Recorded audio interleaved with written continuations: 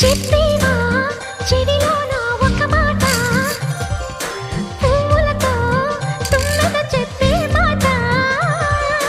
నీ చిరునవ్వు సాక్షిగా తాజ్ మహల్ నాదట, నీ పెదవంచు సాక్షిగా షాజహాను నేనట. నీ తీయని ప్రేమకి నా పెదవే నజరానా, నీ పైటకి నేనిక బానిసనే నెరజాడా.